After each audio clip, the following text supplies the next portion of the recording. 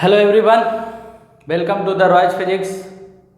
My name is Engineer D.N. Roy, ex-faculty of Super 30 and Bansal, 8 to 10 years of teaching experience. Okay, तो क्या पढ़ रहे थे हम लोग? प्रिंसिपल ऑफ सुपरपोजिशन के ऊपर प्रॉब्लम्स कर रहे थे, न्यूमेरिकल्स कर रहे थे. ओके, तो this is the problems number 3. Okay, what is this? An infinite number of charges each equal to 4 microcoulomb are placed along the x-axis. Infinite number of charges है, that means unlimited number of charges है, and उसका locations क्या है x axis पे? 1 metre, 2 metre, 4 metre, 8 metre and so on. Find the total force on a charge of 1 coulomb placed at the origin.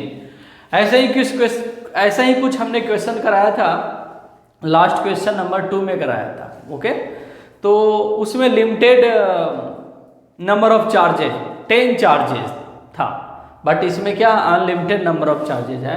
तो देखिए इसको कैसे सॉल्व करेंगे.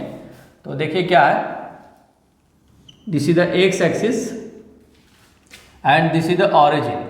ओके, तो चार्जेज कहाँ पे रखा हुआ है?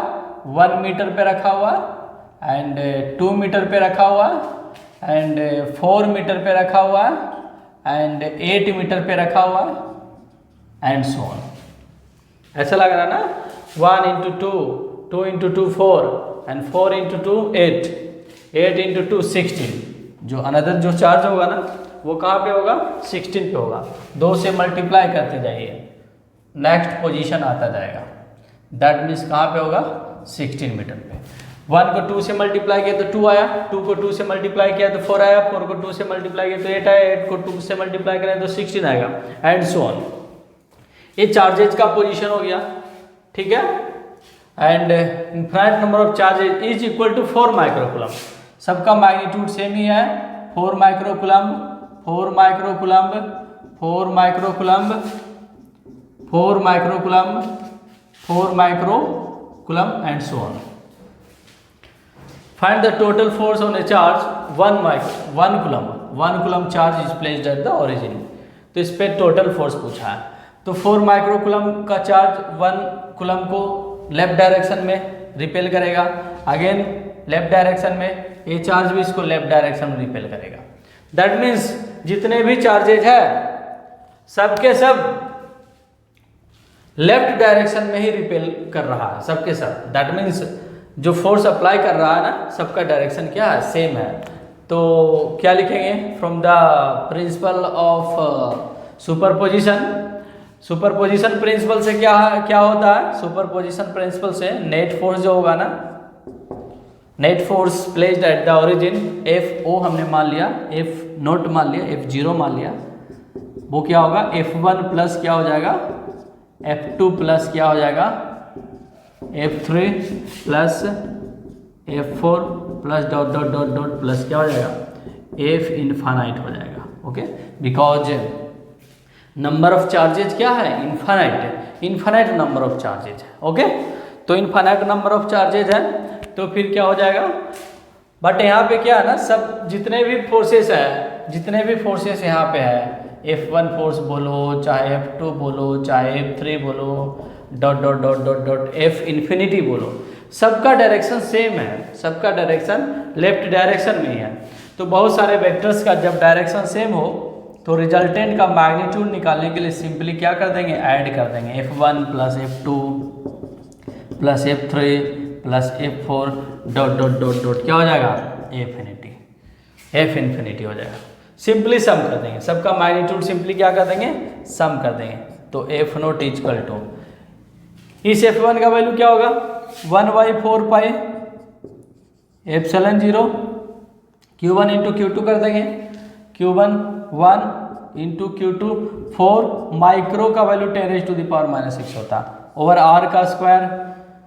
ओरिजिन एंड 1 मीटर के बीच का डिस्टेंस कितना होगा? 1 मीटर ही होगा, तो 1 का square plus F2 1/4 pi epsilon 0 Q1 into Q2. Q1 1 coulomb, Q2 4 micro coulomb, तो 1 इंटू 4 माइक्रो का वैल्यू 10⁻⁻⁶ 6 ओवर आर का स्क्वायर, ए सेपरेशन 2 है, 2 का स्क्वायर, 2 का क्या हो जाएगा स्क्वायर हो जाएगा, प्लस 1/4 क्या हो जाएगा एप्सिलॉन 0 Q1 इंटू Q2 कितना है, सब तो 4 माइक्रोकूलम ही है, Q2 4 इंटू 10⁻⁻⁶ ओवर आर का स्क्वायर, 2 का स्क्वायर, तो यहाँ पे क्या हो जाएगा 4 का स्क्वायर हो जाएगा, dot dot dot dot dot क्या लिखेंगे 1/4 क्या लिखेंगे epsilon 0 1 into 4 into 10⁻⁻⁶ over infinity, ए इन्फिनिटी का स्क्वायर हो जाएगा, इन्फिनिटी तक ये चार्जेस जा रहा है, इन्फिनिटी का स्क्वायर हो गया।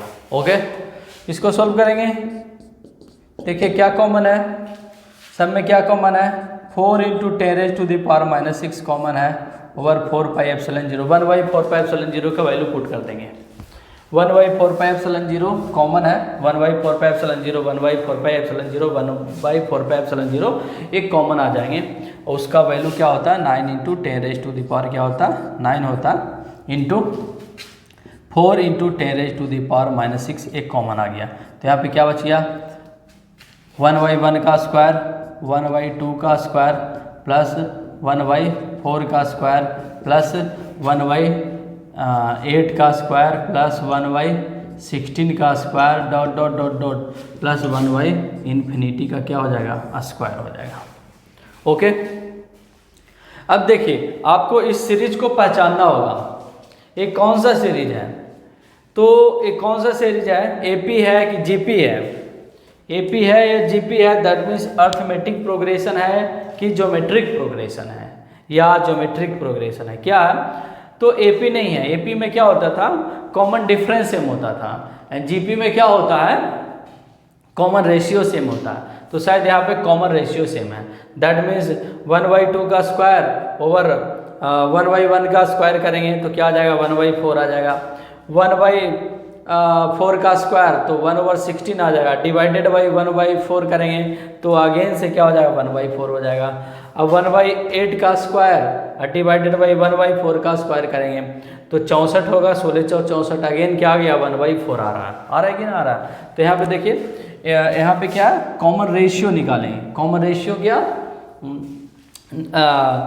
Next term divided by preceding term, तो नेक्स्ट टर्म क्या है 1/4 का square divided by preceding term 1/2 का स्क्वायर, तो इसको आप सोल्व करेंगे तो क्या आ जाएगा 1/16 इंटू 4 दैट मीन्स 1/ क्या गया 4 आ गया, 1/4 is the common ratio, common ratio, और ये टर्म कहाँ तक जा रहा है, ये टर्म इन्फिनिटी तक जा रहा है, तो आप पढ़े होंगे इन्फिनिटी टर्म का समेसन, 11th क्लास में पढ़े होंगे, एपीजीपी में पढ़े होंगे, इन्फिनिटी टर्म का समेसन क्या होता है a ओवर 1 माइनस क्या होता है r होता है, a क्या होता है फर्स्ट टर्म होता है, तो फर्स्ट टर्म तो 1 है, 1/1 का स्क्वायर 1 है, ओवर 1 माइनस r क्या होता है यहाँ पे स्मॉल r क्या होता है कॉमन रेशियो होता है, तो यहाँ पे कॉमन रेशियो क्या आ गया 1/4 आ गया, इसको सोल्व करेंगे हम तो क्या आ जाएगा 1/4 माइनस 1/4 आ जाएगा, दैट मीन्स ये क्या आ जाएगा 4/3 आ जाएगा, इसको सोल्व करेंगे तो क्या आ गया 4/3 आ गया, दैट मीन्स 1/1 का स्क्वायर 1/2 का स्क्वायर 1/4 का स्क्वायर 1/8 का स्क्वायर डॉट डॉट डॉट 1/∞ का स्क्वायर का वैल्यू, इन सब का वैल्यू क्या आ गया 4/3 आ गया, तो बताइए एफ ओ का वैल्यू क्या आ जाएगा, एफ ओ का वैल्यू आ जाएगा 9 चौक कितना होगा 36 हो जाएगा, 9 4 जा 36 हो जाएगा, 36 इंटू 10⁻⁻, यहाँ पे कितना हो जाएगा 10⁻³ हो जाएगा, 10⁻³ हो जाएगा, 9 में से 6 घट गया तो 3 बच गया, 10⁻³ हो जाएगा इंटू इसका value summation of infinity term, infinity term का summation a over 1 minus R, A is the first term 1 over 1 minus r क्या हो गया कॉमन रेशियो हो गया, तो 4/, क्या कर देंगे 3 कर देंगे, ये कटेगा 9 से कटेगा 12 से कटेगा, 12 3 जा 36, 12 या 36 होता है, तो इसको सोल्व कर देंगे तो कितना आ जाएगा 12 into 12 that means 144 144 Newton is the answer. Force पूछा ना, फोर्स पूछा तो फोर्स का ऐसा यूनिट क्या होता, न्यूटन होता। तो 144 न्यूटन आ गया। फिर से समझिए क्या क्वेश्चन कह रहा, an infinite number of charges each equal to 4 microcoulomb are placed along the x axis। infinite number of charges है, सबका मैग्नीट्यूड 4 माइक्रोकूलम है जो x एक्सिस पे रखा गया है, ठीक है। तो आपसे पूछा गया है find the total force on a charge of 1 coulomb placed at the origin. तो ओरिजिन पे अगर 1 कूलम को प्लेस कर देंगे तो उस पर टोटल फोर्स बताइए, नेट फोर्स बताइए। तो नेट फोर्स निकालने के लिए ड्यू टू बहुत सारे चार्जेज की वजह से नेट फोर्स निकालना है तो प्रिंसिपल ऑफ सुपरपोजिशन का यूज करना है, सुपरपोजिशन प्रिंसिपल का यूज करना है। सुपरपोजिशन प्रिंसिपल क्या कहता है, net force is equal to vector sum of all the individual forces. Vector sum of all the individual forces, this is the vector sum of all the individual forces. Okay, तो ये तो vector form में हो गया। Magnitude form में क्या होगा, simply add कर देंगे बिकॉज इन सबका डायरेक्शन सेम है, ठीक है। जब सबका डायरेक्शन सेम है तो सिंपल ऐड कर देंगे। अब क्या करना, F1 का वैल्यू, F2 का वैल्यू, F3 का value, dot dot F infinity का वैल्यू पुट कर देना। F1 क्या है, 1 कूलम एंड 4 माइक्रोकूलम के बीच लगने वाला फोर्स। F2 क्या है, 1 coulomb and 4 microcoulomb, that means in दोनों चार्ज के बीच लगने वाला। सब चार्ज तो सेम है बट डिस्टेंस चेंज होगा।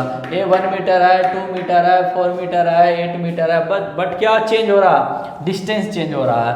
तो यहाँ पे क्या कर देंगे, उसके बाद इसको सोल्व करेंगे। इसके बाद यहाँ पे जो देखना है ना, ये कौन सा प्रोग्रेशन बन रहा है, ये ज्योमेट्रिक प्रोग्रेशन बन रहा है। ज्योमेट्रिक प्रोग्रेशन क्यों बन रहा है, हमने कॉमन रेशियो निकाल के देखा, ठीक है ना। Next term divided by preceding term, अगला टर्म को पिछला टर्म से हमने डिवाइड करके देखा तो 1/4 आ रहा, बिकॉज इसको इससे डिवाइड करो 1/4 आएगा, ठीक है। इसको इससे डिवाइड करो 1/4 आएगा, इसको इससे डिवाइड करो 1/4 आएगा, इसको इससे डिवाइड करो 1/4 आएगा। सब में कॉमन रेशियो सेम है, इसका मतलब ज्योमेट्रिक प्रोग्रेशन है। ज्योमेट्रिक प्रोग्रेशन है, जीपी है। तो जीपी में इनफाइनाइट नंबर ऑफ टर्म्स का समेशन का फार्मूला होता है a/1 - r, that means a is the first term, 1 - r that means common ratio. तो इसको हमने सोल्व किया 1/1 - 1/4, तो हमने सोल्व किया तो 4/3 आ गया। बस यहाँ पे 4/3 पुट कर देना है। 9 × 10⁹ इंटू 4 × 10⁻⁶, तो 9 × 36 हो गया, 10⁻3 इंटू क्या हो गया 4/3। तो इसको हमने सोल्व किया तो 144 आ गया, ठीक है। समझ में आ गया होगा। ये सारे अच्छे अच्छे क्वेश्चन है, इसको हम सोल्व करेंगे। कंपटीशन में भी पूछा गया क्वेश्चन है, ठीक है। I hope very much clear, कोई सा भी डाउट इसमें नहीं रहा होगा। अगर डाउट है तो आप कमेंट बॉक्स में लिखेंगे कि सर हमें यहाँ पे समझ में नहीं आया, तो फिर से आपको हम समझा देंगे, दोबारा वीडियो बना करके आप अपलोड कर देंगे। Okay, thanks for watching my video.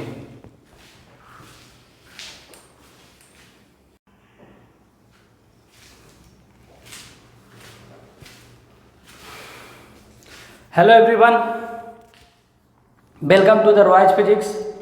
This is Engineer D. Roy, ex-faculty of Super 13 Bansal, 8 to 10 years of teaching experience.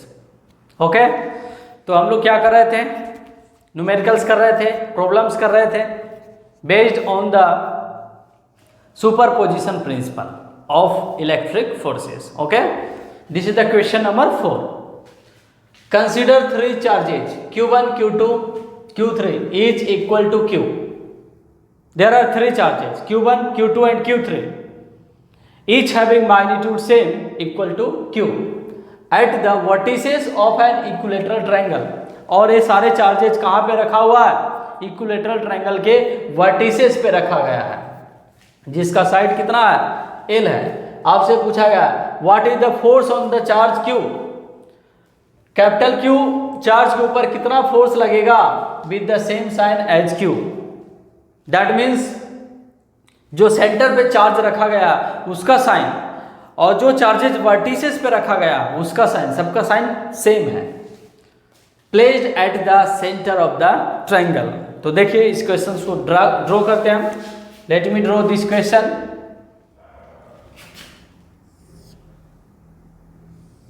This is the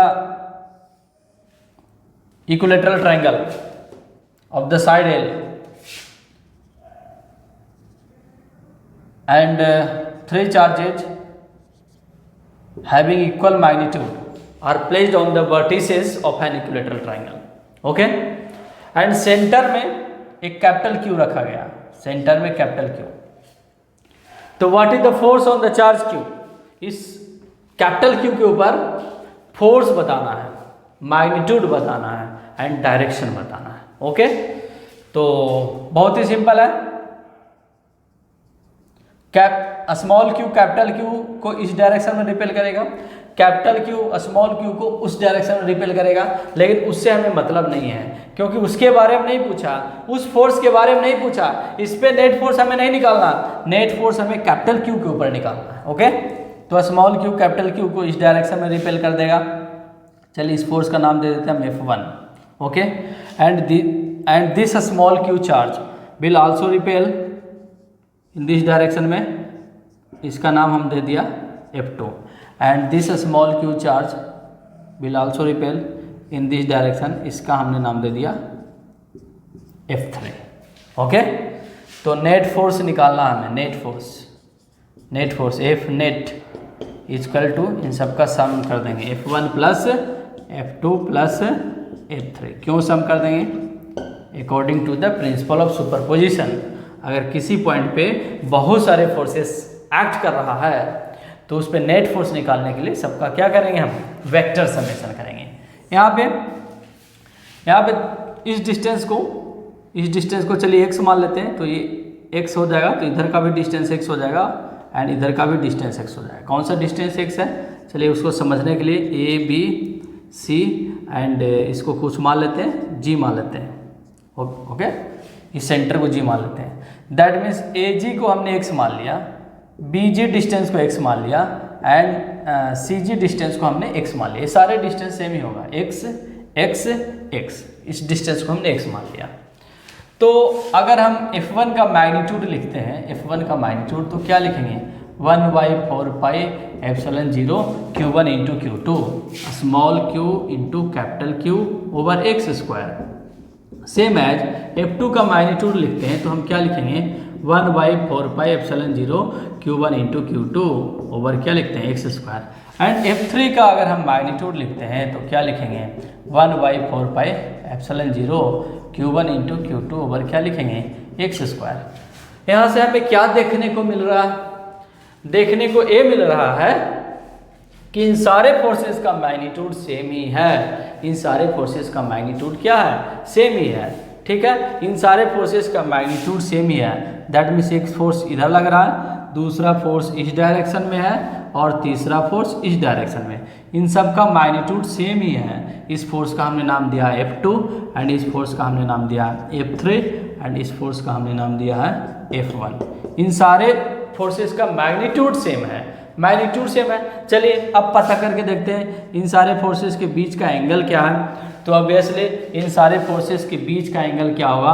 वो भी सेम ही होगा, 120 degree and 120 degree and 120 degree होगा. सारे फोर्सेस के बीच का angle भी same ही होगा because एक सर्कल का एंगल टोटल एंगल कितना होता है? 360 होता है ना. तो 120 प्लस 120 प्लस 120 करेंगे तो कितना आ जाएगा? 360 आ जाएगा. इन सारे फोर्सेस के बीच का एंगल भी सेम है. दैट मीन्स F1 F2 के बीच का एंगल 120 है, F2 F3 के बीच का एंगल 120 है, F3 एंड F1 के बीच का एंगल क्या है? 120 है. तो इसको फिर कैसे सोल्व करेंगे हम? अगर वेक्टर का आपको नॉलेज होगा, अगर वेक्टर आप पढ़े होंगे 11th क्लास में, मन से पढ़े होंगे, ढंग से पढ़े होंगे, तो आपको याद होगा ऐसा कुछ बताए थे कि अगर एक ही पॉइंट पे 3 फोर्सेस एक्ट करें और उन तीनों का मैग्नीट्यूड सेम हो एंड 120 पे एक्ट कर रहा हो, 120 डिग्री पे एक दूसरे से एक्ट कर रहा हो, तो उसका रिजल्टेंट का मैग्नीट्यूड 0 होता है. दैट मीन्स रिजल्टेंट फोर्स 0 होता है. अब कहें कैसे 0 होता है? तो देख लीजिए कैसे 0 होता है. इसको प्रूफ भी कर देंगे हम.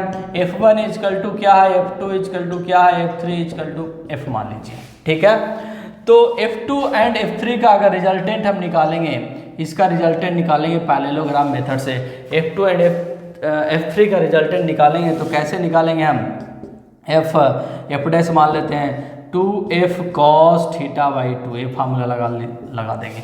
ये फार्मूला हम क्यों लगा रहे हैं? बिकॉज टू वेक्टर्स का मैग्नीट्यूड सेम होता है, तो रिजल्टेंट वेक्टर का मैग्नीट्यूड का डायरेक्ट फार्मूला है 2a cos थीटा बाई 2।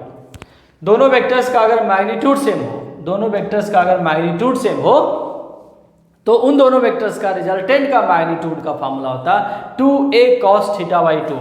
तो वही फार्मूला लगाया गया 2f cos थीटा बाई 2। तो 2f cos थीटा बाई 2, चलिए थोड़ा सा सोल्व करते हैं। cos theta by 2 that means theta यहाँ पे कितना है? थीटा यहाँ पे 120 है। यहाँ पे थीटा कितना है? थीटा इजकल टू 120 डिग्री है। तो cos 120 बाई 2 दैट मीन्स क्या आ गया? cos 60। ये आ गया cos 60 का आ गया, एंड cos 60 का वैल्यू क्या होता है? 2 इंटू एफ इंटू cos 60 का वैल्यू होता है 1/2 कट के ये क्या आ गया? एफ ही आ गया। दैट मीन्स इसका मैग्नीट्यूड एफ ही आ गया। दैट मीन्स इसका मैग्नीट्यूड जो रिजल्टेंट वेक्टर है एफ डैश वेक्टर मान लीजिए, एफ डैश वेक्टर का रिजल्ट मैग्नीट्यूड कितना है? एफ है। एंड F1 का मैग्नीट्यूड क्या है? वो भी एफ है।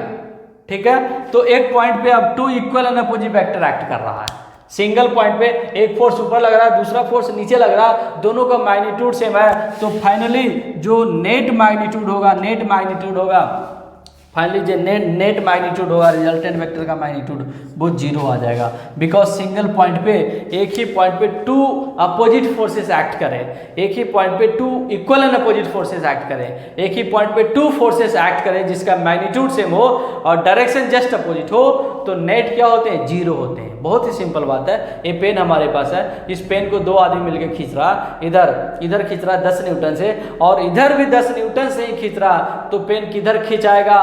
किधर भी नहीं खिंचाएगा। आप एक गेम देखे होंगे टैग ऑफ वार, जो पॉइंटर होता है एकदम से रेस्ट में होता है जब दोनों साइड का फोर्स इक्वल होता है। जब इधर का फोर्स इंक्रीज होता है तो पॉइंटर इधर शिफ्ट करता है और इधर का फोर्स इंक्रीज होता है तो पॉइंटर इधर शिफ्ट होता है। बट यहाँ पे दोनों साइड का फोर्स बराबर है, जितना फोर्स ऊपर लग रहा है उतना ही फोर्स नीचे लग रहा है। देखिए मैग्नीट्यूड सेम ही आ गया, एफ आ गया, जो कि F1 F2 F3 के बराबर है। दैट मीन्स ये पॉइंट कहीं भी जाने वाला नहीं है, न नीचे न ऊपर, कहीं भी जाने वाला नहीं है। दैट मीन्स नेट क्या आ गया? 0 आ गया। तो आप ऐसे इसको एक्सप्लेन कर सकते हैं। ठीक है, अगर कंपटीशन में आए तो डायरेक्ट याद रखना F1 + F2 + F3 = 0। कब? जब इन सारे वेक्टर्स का मैग्नीट्यूड सेम हो और ये सारे वेक्टर्स 120 डिग्री से आपस में इंक्लाइंडेड हो। दैट मीन्स आपस में जो एंगल्स हो ना 120 डिग्री का हो। F1 F2 के बीच का एंगल, F2 F3 का बीच का एंगल, F3 F1 के बीच का एंगल अगर 120 पे इंक्लाइंड हो एंड इन सारे फोर्सेस का वेक्टर्स का मैग्नीट्यूड अगर सेम होना, तो उन तीनों वेक्टर्स का, उन तीनों फोर्सेस का रिजल्ट 0 होगा, रिजल्टेंट 0 होगा। Okay, that means net force क्या हो गया? 0। Thus the net force on the capital Q which is placed at the center of the triangle will be 0, will be 0। Okay, समझ में आ गया? Okay, thanks for watching video.